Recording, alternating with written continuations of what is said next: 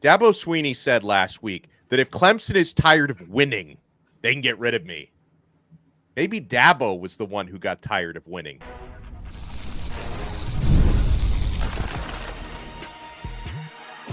You are Locked On ACC, your daily podcast on the Atlantic Coast Conference. Part of the Locked On Podcast Network, your team every day.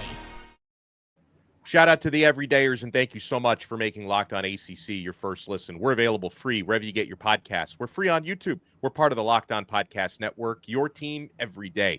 He is Kenton Gibbs, former NC State defensive lineman and co-host of Locked On Wolfpack. I am Alex Donno from Locked On Canes, and today's episode is brought to you by FanDuel. Right now, new customers can bet just $5, and if your bet wins, you'll get $300 in bonus bets to use across the app. Download FanDuel today. On this episode, we'll talk about the collision course that Miami and Florida State are on and what could be an ACC championship game eliminator in October. Miami's got the bye week coming up. Florida State has Virginia, who, by the way, quietly, Virginia's having a really good season. So we'll see what happens on Friday night. We'll do our week 4 recap. I know, unfortunately, didn't go Kenton Gibbs' way for the Wolfpack, but at least you got to watch Bill Belichick lose again. So there's that. We'll talk about Syracuse, unfortunately, losing their starting quarterback for the season. Steve Angeli is out with an Achilles. But, Kenton, let's talk about the Clemson Tigers right off the bat. And, again, I don't want to take anything away from Syracuse because, you know, their only loss was to a very good Tennessee Volunteers team. You know, they had an overtime thriller against UConn. They probably could have played better in that game. They steamrolled Colgate like they were supposed to do.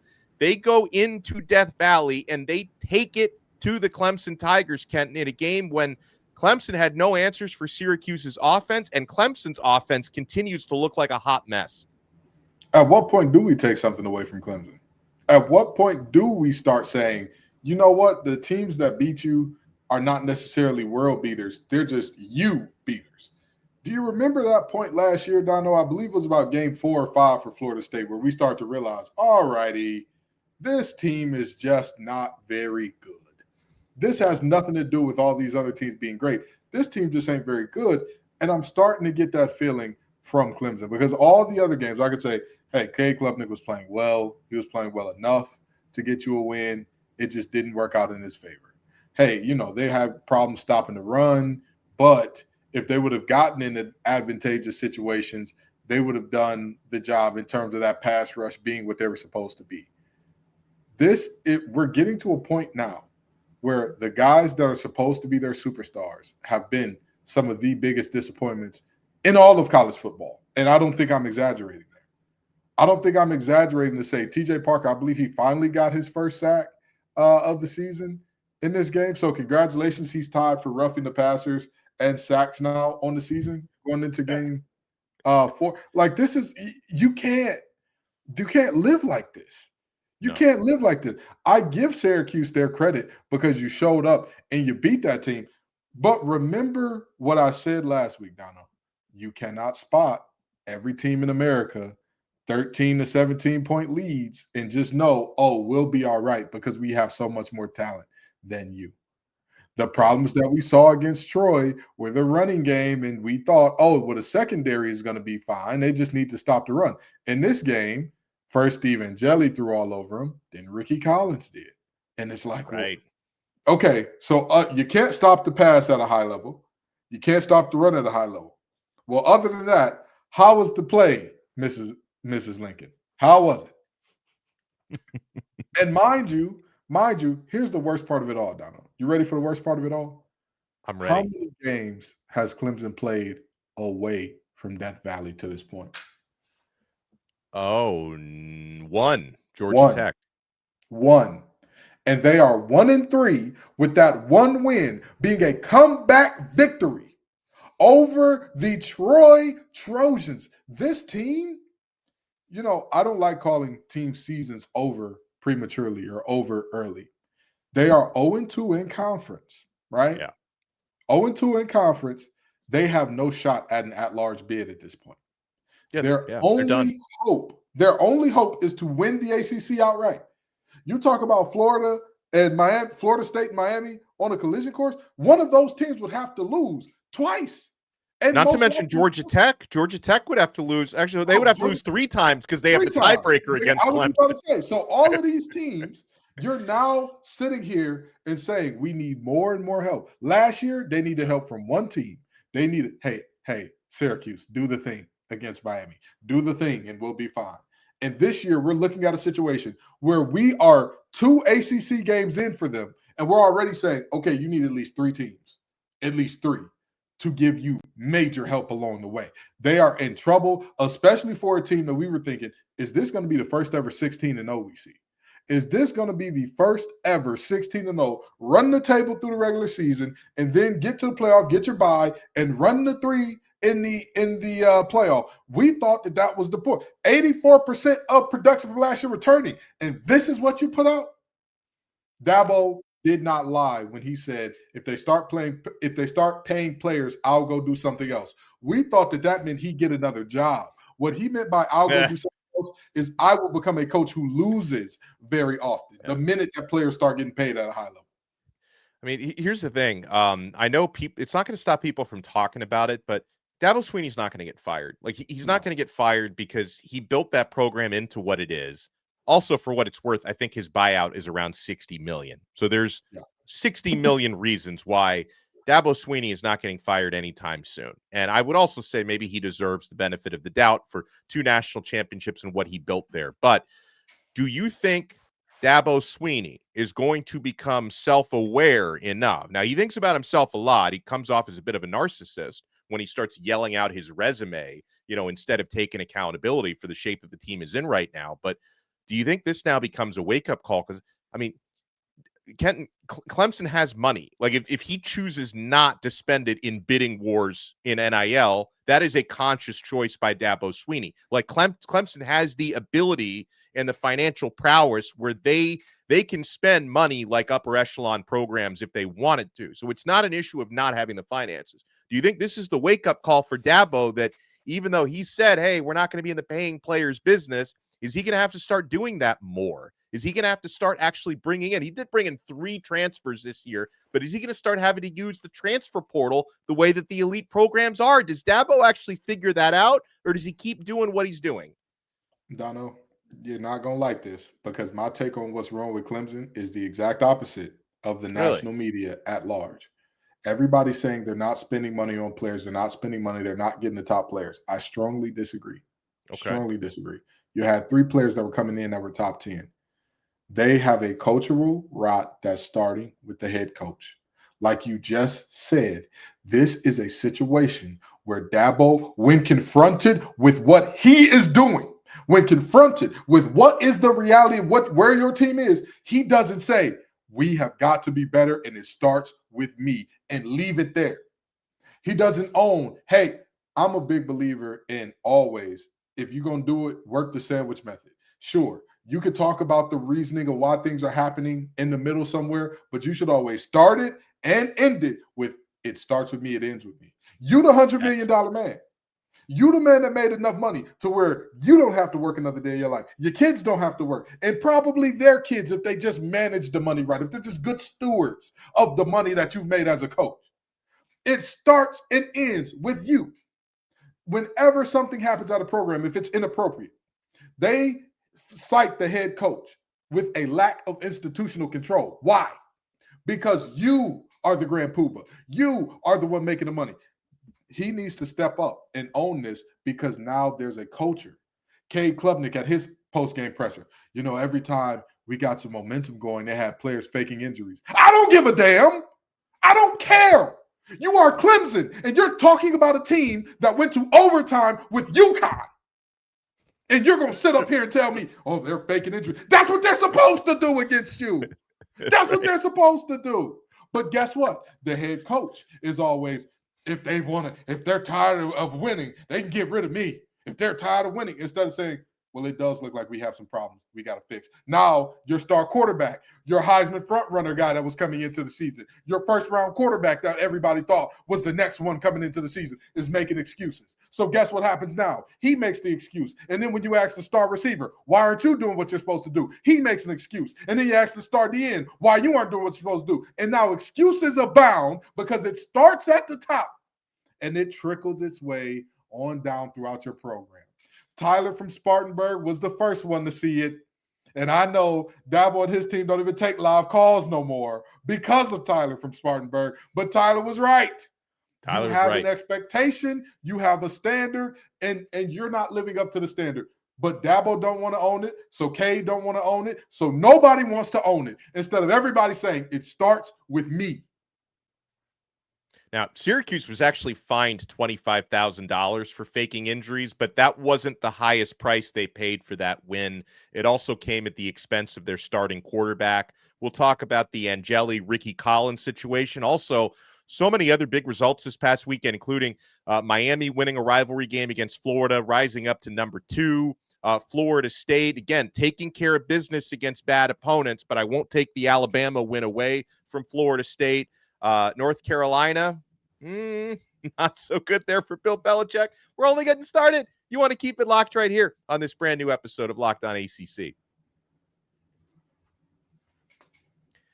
You know, Kenton, you know what I'm going to do just for you, courtesy of the game cap, because I know you want to take the high road even after North Carolina got steamrolled by UCF, but look what the game cap sent me in your honor. In your honor.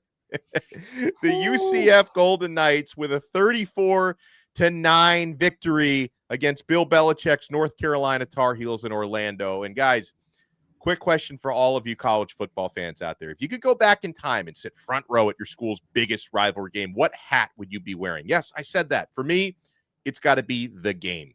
These aren't just hats. They're the same vintage styles fans wore back in the 80s and 90s. And guess what?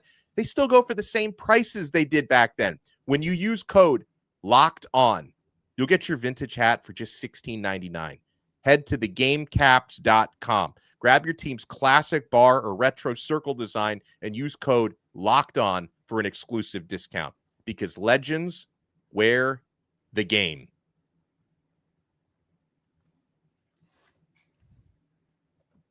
Thank you so much for making Locked On ACC your first listen. We're available free wherever you get your podcasts. We're free on YouTube. We're part of the Locked On Podcast Network, your team every day. And by the way, we're just talking about that UCF win over North Carolina. Just want to say we're thinking of UCF and the family of their offensive line coach, Sean Clark, who just passed away on Monday at the age of 50. Like I can't even imagine, you know, with a heavy heart, I say that because I know that weighs heavily on the UCF family right now. May Coach Clark rest in peace. And I was so sorry to hear about that news. All right, so Kenton, let's stick with that game for a minute, because this was the second time this year that North Carolina played against a legitimate opponent, a Power 4 opponent. They're 0-2 against the Big 12 now. Thanks a lot, UNC. You know, they lost to a very good TCU team week 1. By the way, TCU just beat SMU. We'll get to that. Josh Hoover went off.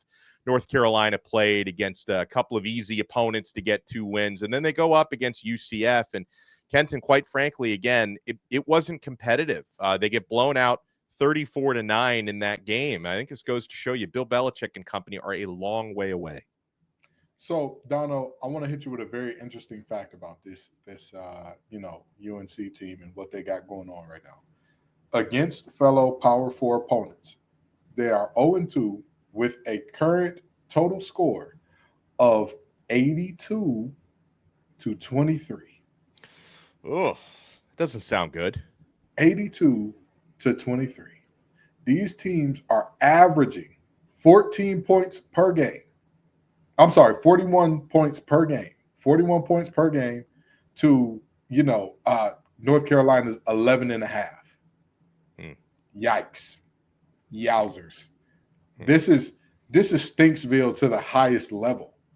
I mean, everybody's saying, hey, and I will say this. As much as I joke about, not liking UNC and all that, I'm going to give Bill Belichick some advice. I haven't made as much money as him. I haven't won as many Super Bowls as him.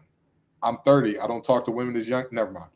We're not going to go there. But what I will say is this. The reality of what I am seeing from this North Carolina team, William Belichick, look at me right now, okay? He's looking. Don't worry. Stop starting Gio Lopez. Max Johnson is clearly better. All right? And even if your argument is, well, Max Johnson comes in the game when the other team takes their foot off the gas and they're already, well, just try to put him in the game first. And Can't be any worse. And maybe the team won't get to the point where they get to take their foot off the gas. So, again, Mr. Belichick, please stop this. Stop this. Don't drag Gio Lopez out there no more as your starter. Okay? Just try something.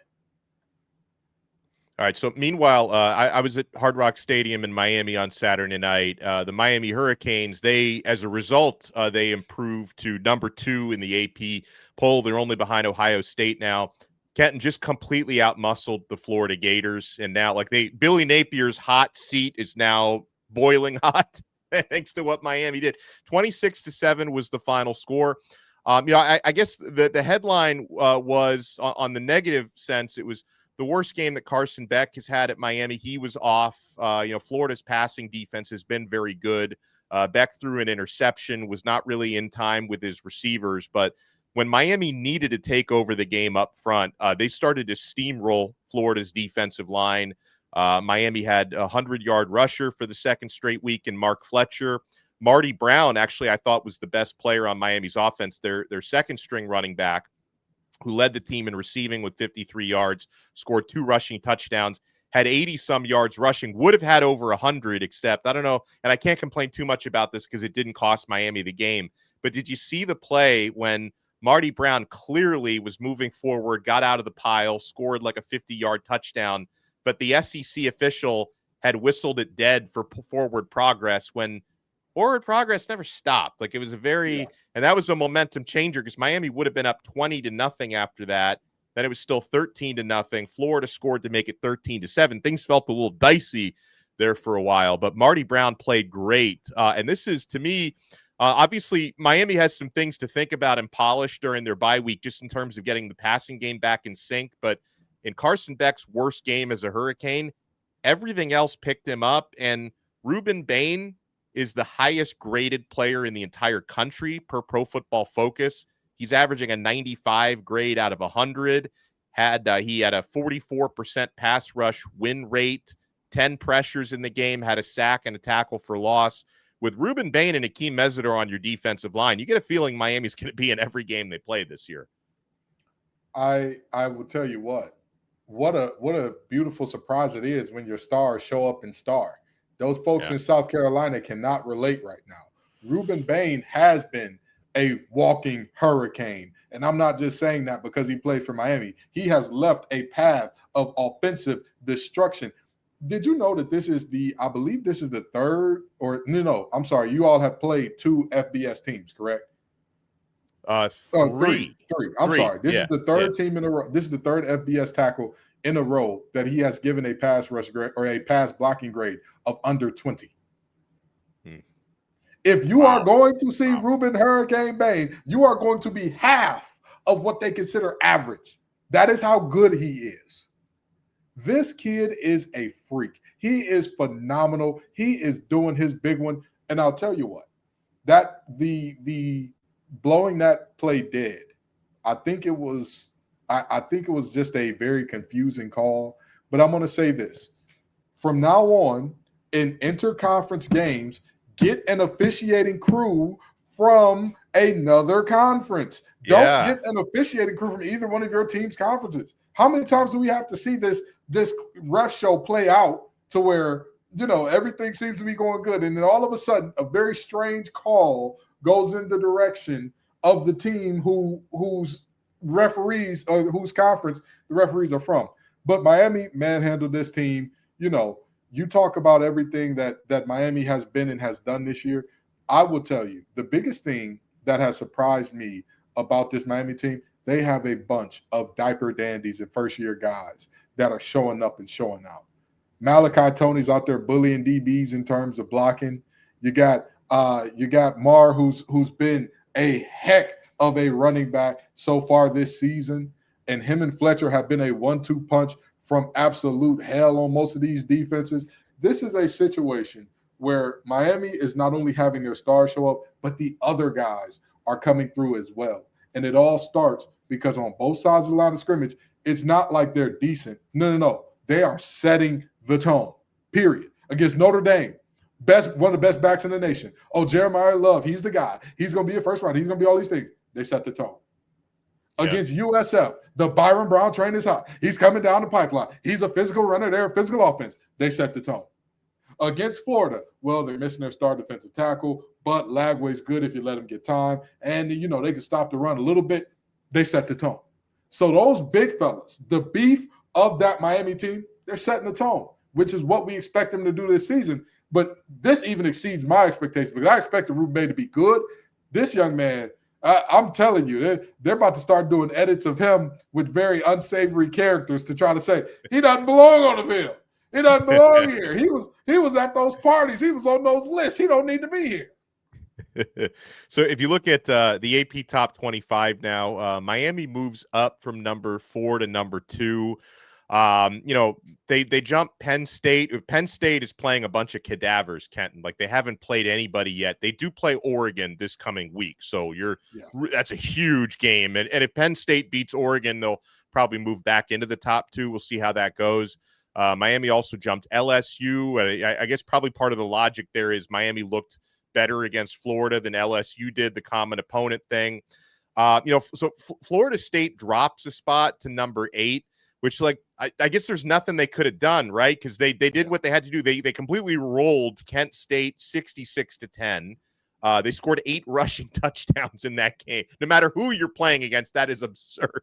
8 rushing touchdowns in that game. But just unfortunately, it's Kent State, and they beat East Texas A&M in their prior game. So Oklahoma gets a ranked win against Auburn and moves ahead of Florida State. But, I mean, Kent, for Florida State, I hate to see them drop a spot, but if they take care of business on the road against a pretty good Virginia team on Friday night, Florida State's probably going to move back up a little higher into that top 10. Clips just came out with an album called Let God Sort Them Out. And in the AP poll, I'm going to let the wind sort them out, okay? Yeah. Penn State and Oregon are going to play each other very soon here. Yeah. There's somebody – exactly. Somebody's going to drop behind Florida State out of those two because how do you keep one of them in front of a team that has demolished everything in their path? Florida State looks like the Florida State of old. This is what we were expecting last year, guys, but better late than never. Better late than never. They are absolutely whooping the wheels off of folks. And even if you say they haven't played nobody outside of Alabama, you can only play who's in front of you, and they dominated those teams. They dominated Alabama. Exactly. They dominated number 17 in the polls as opposed to LSU, who got 5 turnovers and, had to work to pull it out down the stretch against a Florida team that is no longer ranked. So I look at this situation and I say to myself, this is a Florida State team. Just keep winning. Just keep swimming. You saw what happened last year when you start reading your press clippings, you start getting too big for your britches, start thinking all these nice things about yourself because everybody's telling you how cute you are and how good your dance is, and they want to see you in the end zone. You got to earn it, and they've been earning it so far this year. So just continue. Just keep at it. And again, I have never been happier to be wrong about a player and their potential performance than with Tommy Castellanos in the first game forward. I've never been more happy. So just keep it up. He's balling. Yeah, and he had a little bit of an injury scare against Kent State. He hobbled off the field, left the game at halftime, but he's okay from what I understand. It's not a long-term injury. He should be back Friday night against UVA. Georgia Tech, by the way, the other team that's ranked from the ACC at number 16. Those are the only 3 ACC teams ranked. We'll go through more of the scores from this past weekend, Kenton. I know it was a tough one for your Wolfpack as well. You want to keep it locked right here. We are not done yet on this brand new episode of Locked On ACC. We're only getting started with FanDuel. NFL season is here. College is in full swing. FanDuel is making sure you're ready for kickoff with a can't-miss offer. Right now, New customers can bet just $5. And if your bet wins, you'll get $300 in bonus bets to use across the app. I love using FanDuel because it fits however you like to bet. Player props, building a same-game parlay, even jumping in live as the action unfolds. It makes every game more exciting, whether you're watching your team or just keeping an eye on your fantasy lineup. It's quick, it's easy, and it's the best way to add a little more energy to your Sundays. So are you ready to play? Download the FanDuel app now by using FanDuel.com to get started. That's FanDuel.com to place your first $5 bet. Thank you for making Locked On ACC your first listen. Real quick, Kenton, we mentioned it at the top. Unfortunately for Syracuse, their starting quarterback, Steve Angeli, non-contact injury. Those oftentimes can be the worst ones in the third quarter against Clemson. Angeli, it turns out his season is over, a ruptured Achilles. But so his understudy, Ricky Collins, finished the game strong. Doesn't seem like they have to alter the playbook for Collins at all. And I'll remind folks, that was allegedly a razor-tight quarterback competition between Angeli. So it wasn't like Angeli had been anointed the starter. Collins really pushed him. They actually sent Ricky Collins to ACC Media Days in July, not Steve Angeli. So, and credit to Syracuse's offense. Their playmakers are stepping up, seemingly no matter who's throwing them the football. So, I mean, obviously you never want to lose your starting quarterback, but I mean, Kenton, how much of a hit do you think the Syracuse Orange will take with Ricky Collins at QB? Maybe a little bit, but I don't imagine this is going to dramatically alter the rest of their season.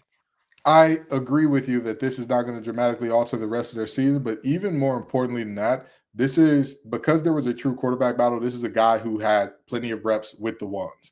Now, granted, he's going to have to get reacclimated now, right? We saw it in the game. There were plays, things just seemed a little bit off. But with that being said, I'm expecting this offense to not miss a beat because this is now they're 2 for 2 in terms of quarterbacks and having them be leaders in the nation in passing through their first few games. So it's a very quarterback-friendly system. I'm expecting Ricky Collins to do good things in it.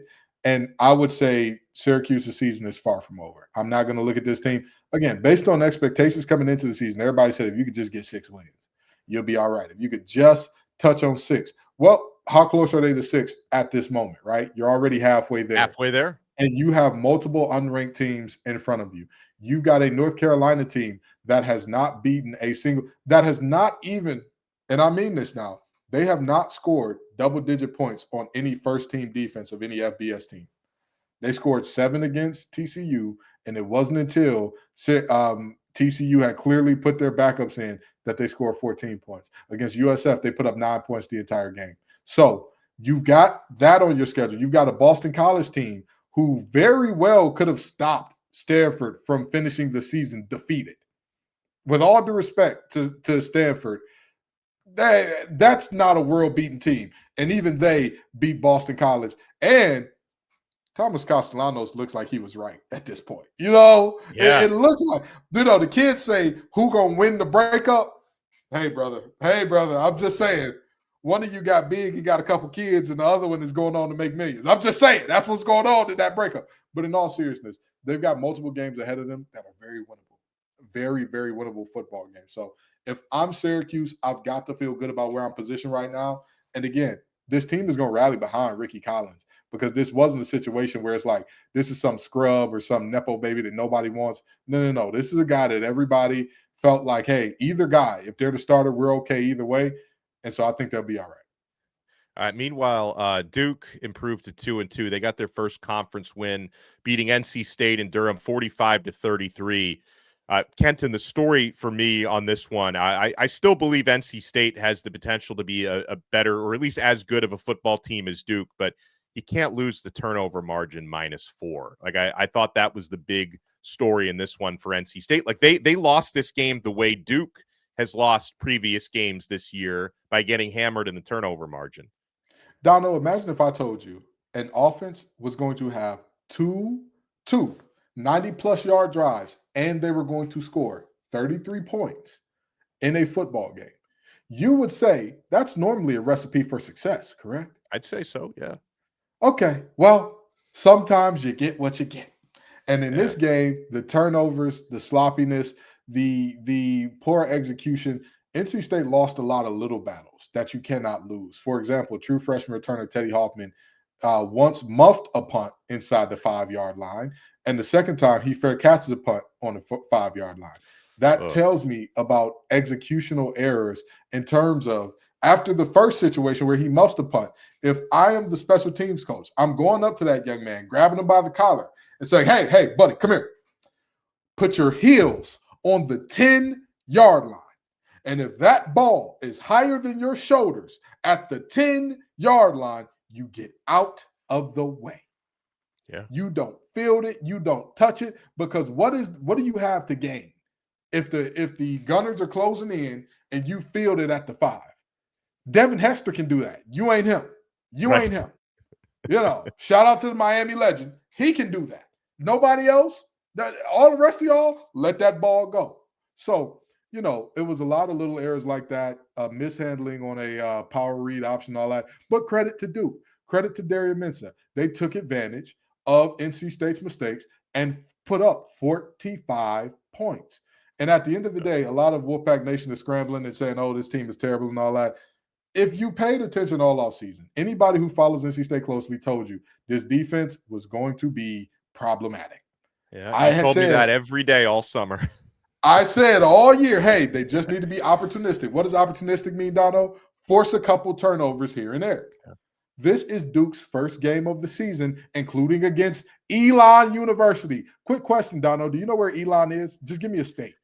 Yeah, he's the CEO of X and Tesla, and where is the university located? It's in North Carolina.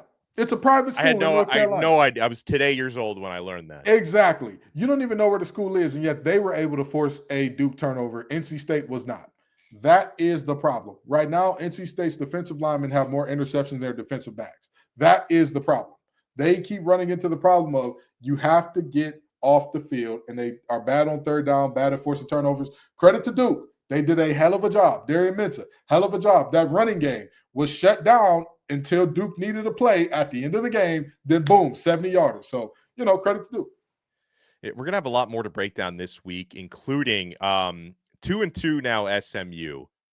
Are they just a pedestrian team this year? Now, they're yet to play an ACC game. It's all been non-conference, but I don't really like what I see non-conference from the Mustangs. Also, we still 3 games into the season for Louisville. I have no idea who that team is just based on the level of competition they've played. So when we're, talking about Florida State, Miami on a collision course, Georgia Tech, possible ACC championship contender, Syracuse has gotten our attention. Like Louisville should be right in there. I just don't know who they are.